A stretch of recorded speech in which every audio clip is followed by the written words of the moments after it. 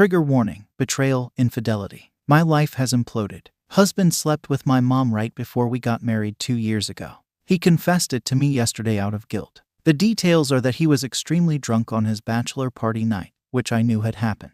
He doesn't drink often and overdoes it. He said the next morning that he didn't remember anything after a certain point.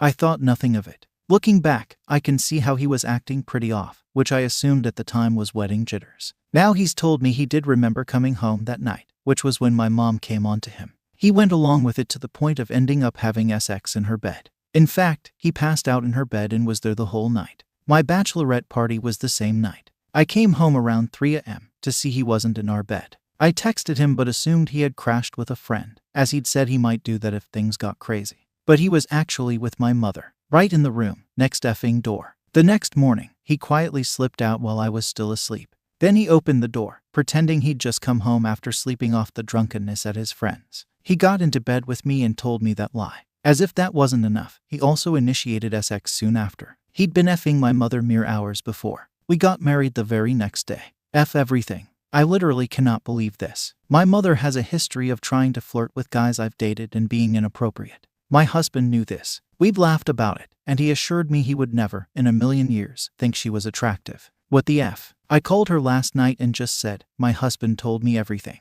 She spent several minutes pretending not to know what I was talking about, then denied everything and said he was making it up. Then, claiming she'd woken up, my husband forced himself on her. The sheer audacity of the bullshit she is capable of is beyond any disgust I can properly convey. I eventually just ended the call. I could not stop crying. She refused to even admit the truth, let alone take any responsibility or apologize. I'm not even worth basic honesty in my own mother's eyes. I'm not even worth a half-arsed I'm sorry to her. The person who's supposed to love you no matter what. And does she also think I'm stupid? Why keep lying to someone who knows you're lying unless you actually think they'd fall for your SHT? Today, I can't cry at all. Everything feels unreal. I'm completely lost and almost feel like I dreamed this or something. I've lost the two most important people in my life. They decided that I wasn't as important to them as having a quick F. Well, I hope it was the best 10 minutes of their lives. And sure, maybe my husband didn't come home that night with the planned intention of sleeping with her. He probably didn't, and it was just horrible judgment from overdrinking. That doesn't change the fact that he and my mom have had sex. No one should be able to say that about their spouse. How is that normal? I cannot imagine remaining in a marriage where my spouse has F'd my mom. Literally 2 nights before our wedding.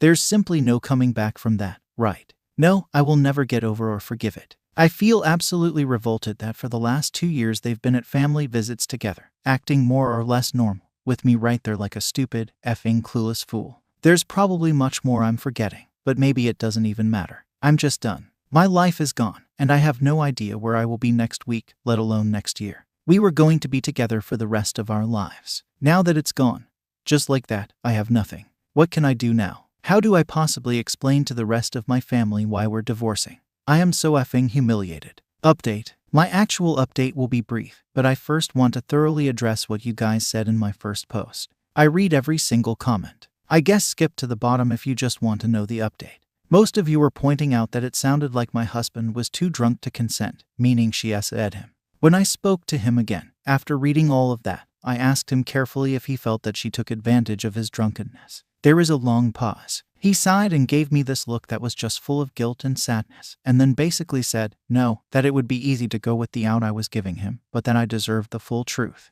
He then proceeded to tell me that before that night, they had been sexting for several months. He had not told me this the first time he confessed. He went on to tell me more, explaining that he left this out because the biggest issue was the actual cheating, and he hadn't wanted to hurt me by giving all the lead-up details. He only gave them this time out of some remaining sense of honor, I guess. He said he'd be even more of a coward if he misled me into thinking it was SA'd. So I guess he's not as much of a liar as he could be. I don't know how to feel about that. Anyway, they had been sexting, including exchanging naked pics, for a few months before the wedding. Now, I knew they texted sometimes, and they always had a friendly relationship. I hadn't ever suspected anything weird. Like I said in the first post, he'd been adamant that he'd never think of her sexually. I trusted him. He can't explain why they started sexting beyond him. He got caught up in the thrill of doing something forbidden. There were implications made about wanting to do things in real life as a one-night thing should the opportunity ever arise. Disgusting. So fast forward to our bachelorette party night. The texting between him and her was going on while he was out that night. So what did I say in my first post about how he probably didn't come home intending to sleep with her? Yep, that was wrong, he did. In fact, him telling me he was going to stay overnight with his friend if he got too drunk was all part of the setup. He knew I'd be out very late at a show. He had the presence of mind to arrange a way to leave his party earlier in the night, go home, F my mother, and already have given me a plausible explanation for appearing not to be home when I got back at 3 a.m. so that he could spend that one night with her. It was just that important to him to have the full experience of falling asleep after sex and waking up next to each other. He reiterated that he had been aware the whole time of what he was doing. He was not as drunk as he'd made it seem the next morning when he claimed not to remember anything that happened. I think that tripped people up on my first post into thinking he was incapacitated.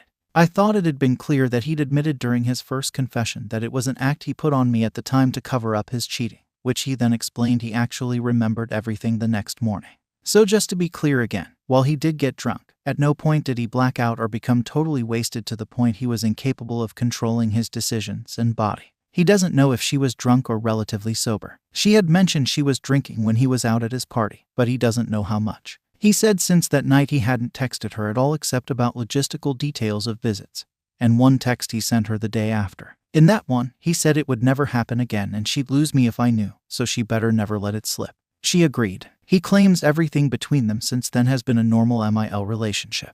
Do I believe that? Doesn't matter. He lied for 2 years and then lied by omission in his first confession about the months-long build-up to the affair. During that time, I was bonding with my mother over wedding planning. She brought me dress shopping. It's effing sick. I'd be misplaced to not acknowledge his integrity around the Essa thing. He told me it'd be easy to run with that in order to keep me, but that he'd already betrayed me.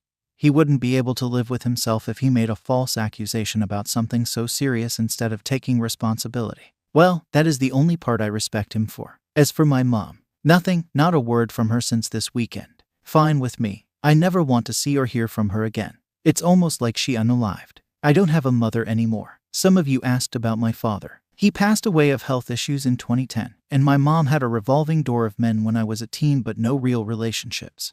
So I don't have a dad or a stepdad either. I'm also an only child. I have friends and some other family, but I just do not have the energy yet to tell them about any of this. Last thing, some people thought my post was made up because I hadn't replied to any comments. That was because I was so exhausted that I just passed out right after posting it. When I woke up, it was locked and I couldn't reply. Actual update. I've gotten in touch with an attorney. I've kicked him out of the house. I think he's gone to his parents for the time being. I'm not looking forward to any legal battle whatsoever, but there's no possible way to remain married after this SHT. To this day, he doesn't know why he did it. I have my own suspicions based on things he said in the past about wishing he'd had more sexual partners before me, because he felt like he had missed out on his youth. Maybe that was my clue. I wasn't enough for him. I should have listened, but let him and some friends talk me into believing I must be or he wouldn't be with me, and that all guys have regrets like that and sacrifice them for the right woman. Clearly, that wasn't me. He also struggles with overusing adult videos sometimes. Stepmom is his favorite genre. It never struck me as anything other than a dumb adultery thing. Whatever. I won't be dating for a long time because, obviously, I'm colorblind to red flags. TLDR, he gave additional details that clarified that he was not SAD. It was an intentional affair, going back months longer than the one-night encounter he initially told me about. We will be divorcing. The only saving grace is that we don't have kids. Thank you for watching the video. If you enjoy listening to these kinds of stories, we've got more in store for you. Simply subscribe to our channel, hit the like button, and share it with your friends.